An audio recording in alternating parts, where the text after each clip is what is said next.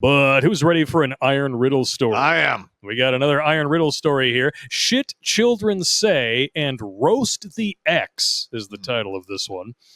My LTR angel and I have 2 children together, boy and a girl. She and I are both 30-pound brain motherfuckers, and that puts our mini-me's in a similar category. Both of them could hold a conversation with me before they were 2. And just in case anyone out there is listening and wondering, Angel insisted, yes, she insisted that our children be DNA tested after each of them were born, and yes, they are mine.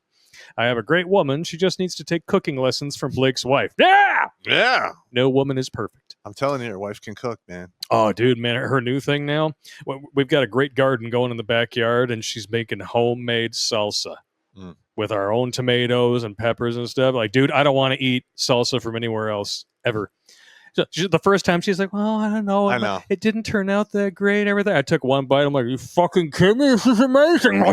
I know. He sends me a text. Oh, I'll bring you some salsa. Yeah, I'll bring you some salsa. And then I come over and I was like, yeah, we ate it all. My bad. I should have set aside a little crumb for you. It's all Next time. We still got lots of vegetables growing. He continues, we treat our children how we expect them to act. We speak to them as though they're adults with appropriate vocabulary. Like most children, they crave attention from both parents, and to get this attention, they will ask questions. Lots of questions. Sounds familiar. This is not a problem, but when they ask me a question that I know they already know, I answer the question, but end it with a with a duh. On my daughter's first day of pre-K, she was 4. We'll call her Samantha for this story. I walked her into the classroom to meet the teacher, and she greeted me and then turned her attention to Samantha. And some of the most condescending body language and tone of voice I have seen in a long time. She bent over at the waist and put her hands on her knees to get closer, and the teacher says to her, oh my, aren't you a pretty little girl? Welcome to my classroom. I'm going to be your teacher. We're going to have lots of fun. What's your name? Samantha looked up at me as if to say, you fucking kidding me?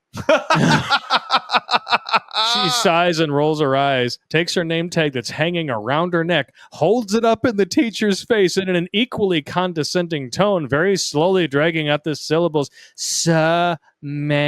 Duh.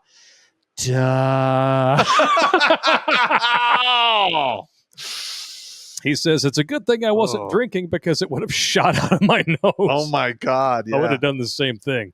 It's like when Clark said that he thought it was weird that Negasonic Teenage Warhead wasn't black.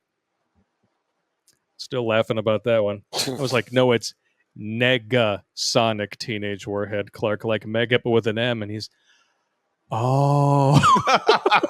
I had to compose myself before I could even convey that to him. But I had to turn. I was like lifting weights, and he says this, and I'm like,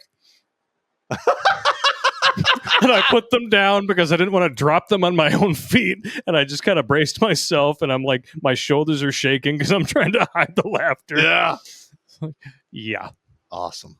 The dad response to anything that comes out of your kid's mouth that you think is a little too old to be coming out of their mouth, but it's still hilarious.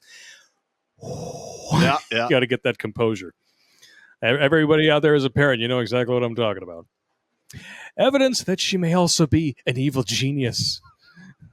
So the future kid pop in training over there. Yep. Teacher quickly righted her posture and said sarcastically, oh, you're going to be a lot of fun. Yep. I told the Karen how don't talk down to her and she won't talk down to you. To a different respectful teacher, when asked her name, she said, I'm my mommy's princess and I'm my daddy's little one, but my mommy calls me cock block. That's awesome. Oh, okay, this is for your little girl, bro. That's some serious thug life. Hey, shit. cock block, get in here. You're going to take out the trash.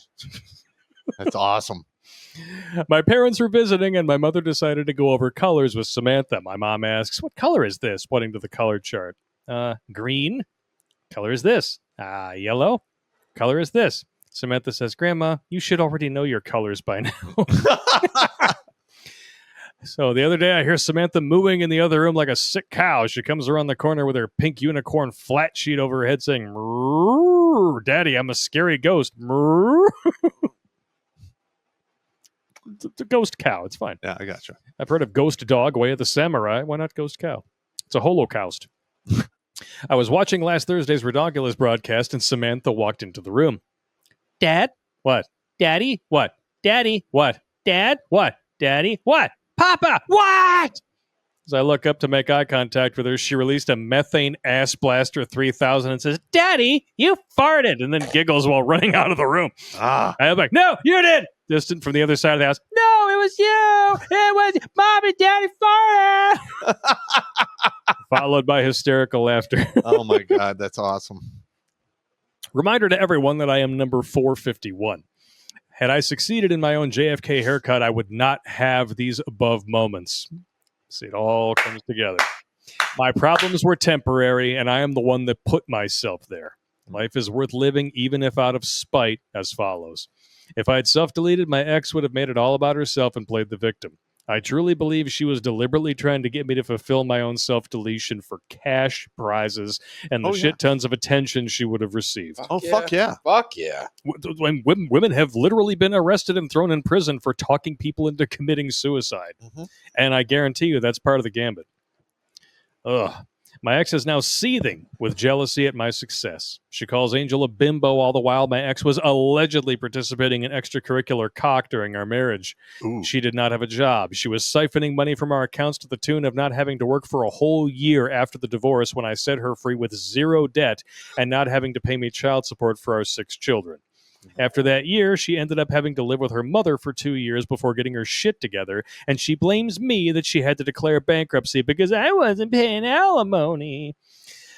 Oh, man, strong oh, and man. independent. Wow. I know, right? But she didn't ask for that and didn't even show up to the divorce proceeding. What do you expect is going to happen? So she fucked herself, Yeah. and now she wants to blame you for it. Hey, the rules don't apply to her. Of course not. Remember? Come She's a on. whammon. She's special. My ex is 5'2", now well over 2 bills, measuring a 44 double D 45-46, an apple-shaped sack of chewed bubblegum. God damn, that's brutal. Wow. She's now dating a 60-something, smoking, short, fat, bald, diabetic wall eater. Excuse me. Better than a crayon eater. Ha. I'm just fucking with you, bro. Wow. I don't think this poor bastard realizes he's being used for his provision for some occasional poon. I pray he is wise enough to not have a joint account with her. They make less than a third of what Angel and I make. Cha-ching. Success is the best revenge. If I haven't said so before, Angel is my LTR of 7 years. We have a boy and a girl together. She's 5'7", 125 pounds. She has a 36G with a 25-inch waist and 35-inch hips. She's going to have back problems. She probably already does.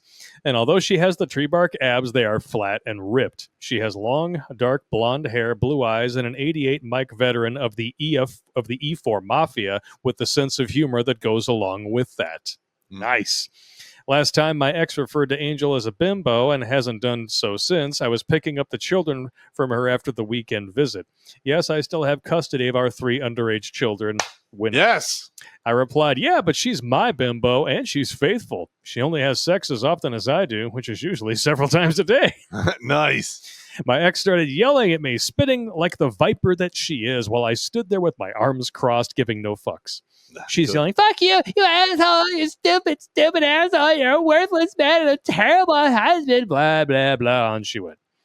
I turned to get in my truck while she was still yipping at me like a shaken piss dog, and I calmly said through the truck window, if I'm a cheater and such a horrible man and a husband, then why are you not relieved and elated that I divorced you? You should be happy because I'm so worthless.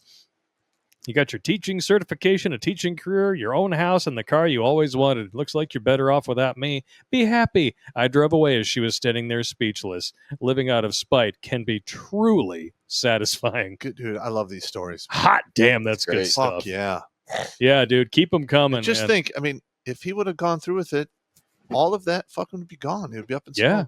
Yeah. What would be there? That bitch would be cashing in on attention and money. Yep. Watch Grunt Speak live every Tuesday and Thursday at 8 p.m. Eastern. And if you want to join Pop for Supporter Sundays, go to redonkulous.com/donate and make a monthly pledge. A link is in the Meat Gazer box.